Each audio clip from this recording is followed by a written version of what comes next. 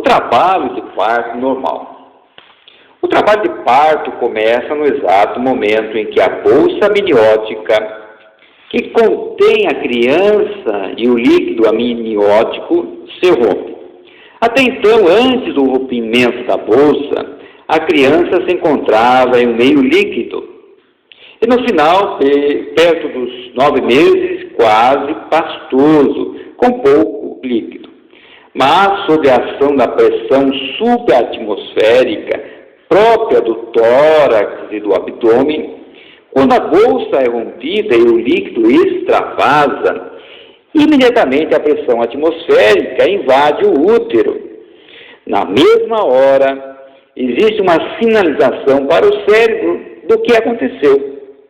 O cérebro processa a informação e providencia a resposta que se traduz na formação de hormônios que possibilitarão o útero expulsar a criança, pois ela se tornou um corpo estranho e deve ser expulsa.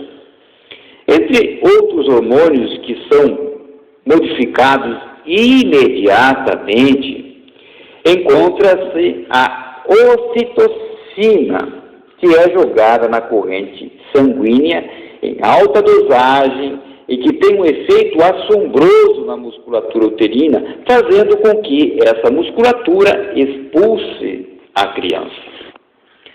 Como a mãe fez os exercícios preconizados pelo seu obstetra e foi bem conduzida pelo seu nutrólogo, começa a ocorrer a dilatação pélvica preparatória para que ocorra o parto. Quando começam as contrações uterinas, a criança é comprimida e com isso começa a limpeza dela. Todo o líquido amniótico que se encontra nos brônquios, na traqueia e nas vias aéreas superiores é eliminado e toda a pele da criança é limpa ao mesmo tempo. Tão logo esse processo de limpeza está completo, demora algumas horas e é diferente de uma mulher para outra, dependendo das condições físicas gerais, etc. A criança começa a respirar sozinha, apesar de ainda estar ligada ao cordão umbilical, mas a diferença de pressão atmosférica faz com que o seu pulmão infle pela primeira vez. Então, ela chora, pois deve ser muito assustador sentir um balão se inflando dentro do peito. Mas sem a maturação cerebral suficiente para entender o que está acontecendo, só resta a criança usar os instintos básicos já presentes no seu pequeno cérebro e chorar.